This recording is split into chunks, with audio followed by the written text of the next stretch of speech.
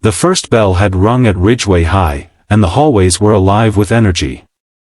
Students rushed between classes, lockers slammed, sneakers squeaked, and laughter echoed against the walls. To most kids, it was just another morning. But for Ethan Carter, every single step he took down that crowded corridor felt like a battle. Ethan was 14, a thin boy with dark, messy hair that constantly fell into his sharp brown eyes.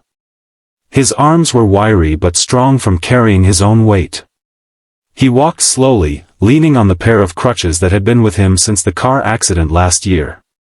The accident had shattered his leg in multiple places, and though surgeries had saved it, the doctors had warned it would never be the same. Walking without support was nearly impossible. For Ethan, crutches weren't just metal supports, they were symbols. Symbols of survival, but also of difference. And in high school, being different was dangerous. He tried to keep his head down as he moved, his books pressed tightly against his chest. He counted every step in his mind. Left crutch forward. Right crutch forward. Don't stumble. Don't trip. The hallway was a gauntlet, and he just wanted to make it to his next class unnoticed. But Ethan wasn't invisible. He was a target. From behind him, laughter rang out, sharp, cruel, intentional. A group of juniors, bigger, stronger, louder than everyone else, spotted him struggling down the hall. They moved like predators scenting prey. "Hey, tripod," one of them jeered, his voice dripping with mockery. His friends burst into laughter, slapping each other's shoulders like it was the funniest thing in the world. Ethan stiffened. He'd heard that name before. Too many times. He tried to ignore it, tried to keep moving, but his heartbeat sped up. Another boy began dragging his foot across the floor in a dramatic limp, clutching his back and wobbling like a clown. "Look, I'm Ethan," he shouted. The hallway erupted with laughter. Phones came out. Some kids laughed. Some looked away. None stepped in. Ethan's face burned. His chest tightened.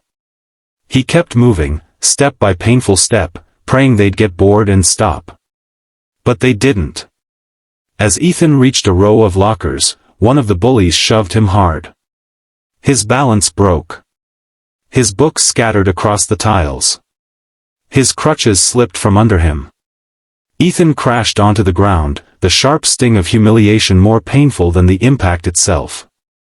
He lay there, palms stinging, breath shallow, the world spinning around him. Laughter echoed like thunder.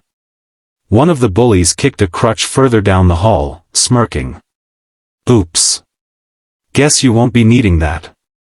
Ethan tried to push himself up, but without the crutches, it was impossible. His arms trembled, his chest heaved, and the laughter just kept coming. He felt tears sting his eyes, but he refused to let them fall. Not in front of them. And then, silence. It wasn't sudden, but it was heavy. The kind of silence that falls when something shifts. Students stopped laughing, stopped whispering, stopped recording. Heads turned. Because at the far end of the hallway, a man was walking toward them. Not a teacher. Not a student. A man with a presence so sharp it cut through the air. It was Jason Statham. He was at the school for a guest talk about discipline and self-respect, invited by the principal. But he hadn't even reached the auditorium yet. He had stepped out of the office at the exact moment Ethan hit the floor. And he saw everything. Jason's eyes locked onto the scene, the boy struggling on the ground, the bully standing over him, the phones filming, the cruelty hanging in the air.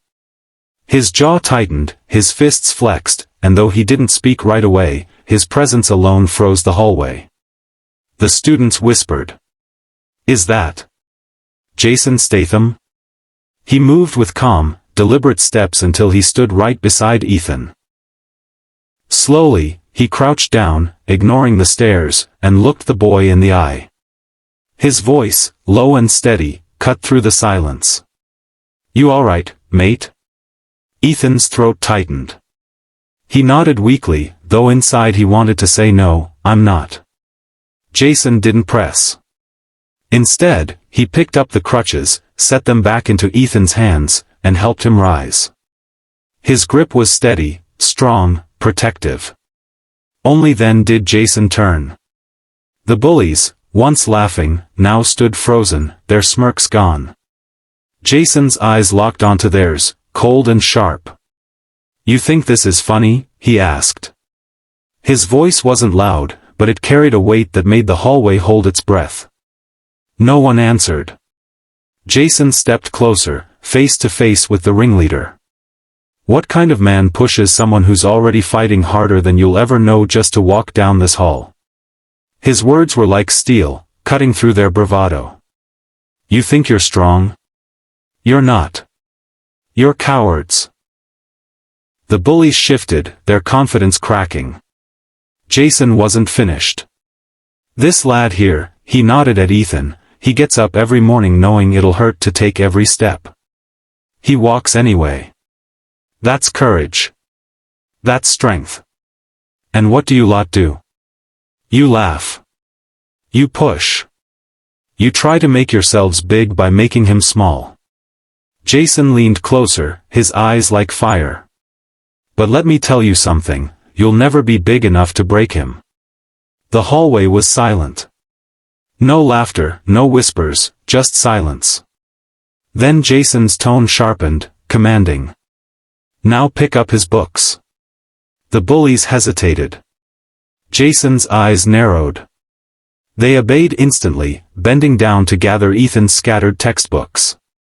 One by one, they handed them back, their faces flushed with humiliation. Jason placed a hand on Ethan's shoulder again. His voice softened. Don't let them take your strength, mate. You've got more fight in you than all of them combined. Hold on to that. For the first time in months, Ethan felt something he hadn't felt before, pride. Jason straightened, his gaze sweeping over the crowd. Let this be a lesson for the rest of you, he said firmly. Strength isn't about hurting someone weaker. It's about protecting them. If you want respect, earn it by standing up for others, not by tearing them down. The crowd broke into applause. Not mocking. Not half-hearted. Real applause. Phones were still recording, but now they weren't capturing cruelty. They were capturing justice. The bullies were dragged into the principal's office later that day, punished and suspended. But the punishment wasn't the real victory. The real victory was Ethan walking down that same hallway the next morning, head higher, step stronger, no longer invisible. Students greeted him, some even walking beside him. The laughter was gone. Replaced with respect. Jason left the school after his talk, but before he did, he found Ethan one last time. He leaned down, his voice quiet, meant only for the boy. Don't just survive, mate. Live. And when the world tries to push you down, stand tall anyway. Those words stayed with Ethan forever. And from that day on, he walked not just on crutches, but with courage that no bully could ever take away. Because sometimes, it only takes one man, one act, one voice, to change everything. And in that hallway, that man was Jason Statham.